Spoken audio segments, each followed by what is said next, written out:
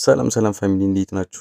ያው እንደተለመደው በዚህ ቻናል ስለ ላይቭ ስትሪም አፖች በደንብ ትኩረት አድርገን እንወያያለን። ይኸውም በባለፈው ቪዲዮአችንም እንዳየነው ስለ ሀላ ላይቭ ስለሚባለው አፕ አስተዋውቂያችኋለሁ። ይኸውም ሀላ ላይቭ ላይ እንዴት እንመዘገባለን፣ እንዴት ደግሞ አሻራ እንሰጣለን፣ ሌላ በተጨማሪም ደግሞ እንዴት ነው ዴይሊ ታስካችንን የምንሰራው፣ ኒው ካመሩስ እንዴት ነው የሚሰጠን ምናምን የሚለውን አንዳንድ ነገሮች አይተናል እና በዛሬው ቪዲዮአችን ደግሞ ሆስቶች እንዴት ሌላ ተጨማሪ ገቢ ያገኛሉ የሚለውን እንመለከታለን ማለት ነው። ይኸው ከዴሊ ታስካቸው ውጭ ማለት ይሄ ማለት ከ7 ቀን በኋላ ለምሳሌ 1 ሰዓት ተቀምጠው ቢሰሩ 2 ሰዓት ተቀምጠው ቢሰሩ ከዛ ውጭ ደግሞ ሌላ ታስክ ምን ሊሰሩ ይችላሉ ማለት ተቀራራቢ ገቢ ሊያስገኝላቸው አሪፍ ገቢ ሊያስገኝላቸው የሚችል በሆስት ደረጃ ሆስትም ሆነው ኤጀንቶች የሚሰሩት ስራ ምንድነው የሚለውን ስንመለከት እዚህ ጋር አንድ ታስክ አለ። ብዙ ጊዜ ሊሰሩት የምትችሉት ታስክ ለምሳሌ ታስክ ውስጥ ትገቡና ታገኙታላችሁ። አንድ ጊዜ እንጫነዋለን። ከዛ እዚህ ጋር ምንድነው ይሄ በመጀመሪያ እዚህ ጋር ያለው ዴሊ ታስካችን ነው። እኔ ያልኳቸው ከዚህ ውጭ የምትሰሩት ስራ ነው። ኦኬ ይሄ 1000 ነው የምቀበለው። ለምሳሌ ስንት ሰዓት ተቀምጬ 2 ሰዓት ተቀምጬ ኦኬ እና ከዚህ ውጭ ነው ያልኳችሁ። ከዚህ ውጭ የምትሰሩት ስራ ይሄው እዚህ ጋር አለ። ምን ይላችኋል ሩሉ? ጆይን ፓርቲ ኤንድ ክራውንድ ፎር 1 ሃወር። ጆይን ፓርቲ አድርጋችሁ ወይም ፓርቲ ተቀላቅላችሁ ለአንድ ሰዓት ዘውድ ከደፋችሁ ወይም ከነገሳችሁ ልትሉ ትችላላችሁ። ይሄ ማለት ሲገለጽ በዛ እንዳልኳችሁ እዚህ ጋር 1 ሰዓት ተቀምጡ ይላችኋል። 150 ጊፍት ደግሞ ተቀበሉ ይላችኋል። ስንት ለማግኘት? 800 ለማግኘት እና በምንድን ነው የሚላክላችሁ? በኮይን መልኩ ነው የሚላክላችሁ እንትሩ ጊፍቱ ማለት ነው። እናንተ ያው ፖይንት ብሎ ይገባል ኮይን፣ ምክንያቱም ኮይን ስለሆነ መላላክ የሚቻለው እና ይሄን እንዴት ትልኩታላችሁ? አንደኛ ኤጀንታችሁ ሊልክላችሁ ይችላል በአንድ አማራጭ ማለት ነው። በሁለተኛ አማራጭ ደግሞ እናንተ ኮይን ካላችሁ ለራሳችሁ መላክ ትችላላችሁ። ኦኬ እዚህ አፕ ላይ በጣም ደግሞ አሪፉ ነገር ምንድነው? ለራስ መላክ ይቻላል። ለምሳሌ የሆነ ሰዓት ጌም አሁን በደንብ አሸንፋችሁ ሊሆን ይችላል። ጋምበል ወይ ላኪ ጊፍት አርጋችሁ ብዙ ኮይን አግኝታችሁ የሆነ የምትቀያየሩት ሰው ልታጡ ትችላላችሁ በሰዓቱ እና ግን እዚህ አፕ ላይ የምታደርጋላችሁ ለራሳችሁ ትልካላችሁ፣ ለራሳችሁ መልሳችሁ መላክ ትችላላችሁ። እዛው ለራሳችሁ ማለት መላላክ ትችላላችሁ። እና እዚህ ታስክ ላይ ነበርን እስካሁን። ምንድነው ይሄ ባጭሩ ጆይን ፓርቲ ኤንድ ክራውንድ ፎር 1 ሃወር ሲላችሁ እንዳልኳችሁ መንገስ አለባችሁ ለአንድ ሰዓት ወይም ክራውንድ ዘውድ መልፋት አለባችሁ። ይሄ በምን ይገለጻል ስትሉ አንድ ጊዜ ቤታችሁ ትገቡና ምክንያቱም ጆይን ፓርቲ ይላችኋል። እዚህ ጋር ሆም ጋር እንደሚታወቀው ቤታችሁ እዚህ ነው። አንድ ጊዜ ስነኩት የማይክ ምልክት አለች እዚህ ጋር። ከዛ እዚህ ቤት እንደገባችሁ ምን ያመጣላችኋል?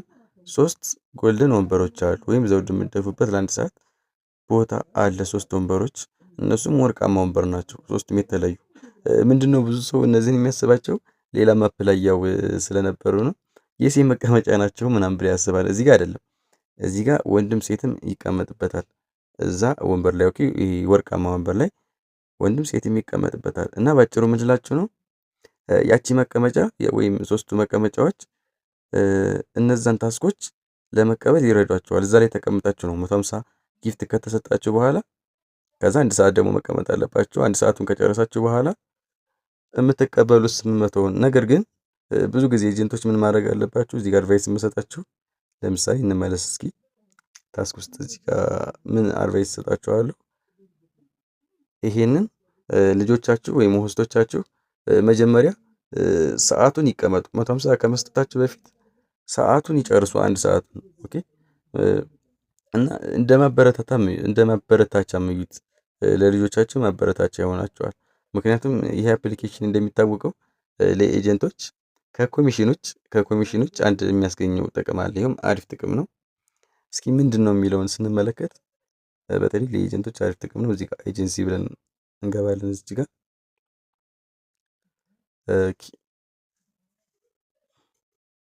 እና እንደገባን ምንድነው እዚህ ጋር እንገባለን። አንድ ጊዜ አክቲቭ ኤጀንሲ ኢቨንት ጆይን ቱ earn $60 ዴይሊ። አክቲቭ ኤጀንሲ ኢቨንት በምታደርጉበት ጊዜ እስከ $16 ማክሲመም ልታገኙ ትችላላችሁ። እስኪ ሩሉን እንመልከት። እስኪ ወደ ውስጥ ገብተን ይሄ በጣም ለኤጀንቶች የሚጠቅም እንትን ነው። እዚህ ይሄ ፓርት ለኤጀንቶች የሚጠቅም ነው። ይሄ ማለት አንድ እስከ 25 ጀምሮ ሆስቶች በየቀኑ 2 ሰዓት ባሰራችሁ ቁጥር ከ10,000 ኮይን ጀምሮ ይገባላችኋል ማለት ነው። እና ምንድነው ለምሳሌ 10,000 ሆስቶቻችሁ አንዱን ቀን የሚሰሩትበትን ቀን 2 ሰዓት ሙሉውን ከጨረሱ 10,000 ያስብላችኋል ማለት ነው። ስንት ከሆነ 25 ጀምሮ እና ወደ ዶላር ሲቀየር ስንት ነው?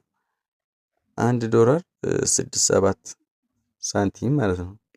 እና ምንድነው ይሄ እስከ 120 ድረስ ይቀጥላል። እስከ 120 ድረስ ግን ምን ማድረግ አለባቸው? 2 ሰዓቱን ከሰሩ። ይሄ ምንድነው ከሰብ ኤጀንሲ ኮሚሽን ውጭ ማለትም እናንተ ኤጀንት ካረጋቻቸው ሳይሆን ሆስት ካረጋችኋቸው ልጆች ነው የሚቆጥሩ።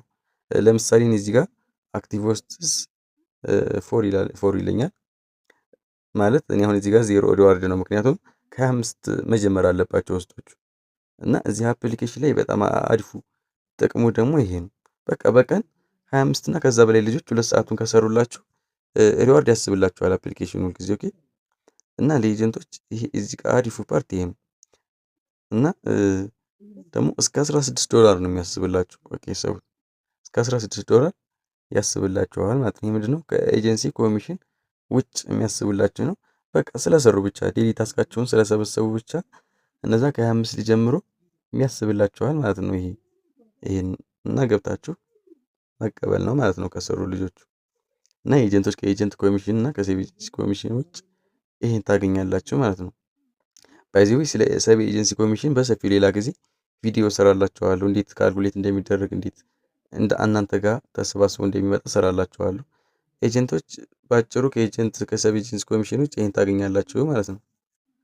እና አሪፍ ነው እላችኋለሁ ማለት ነው።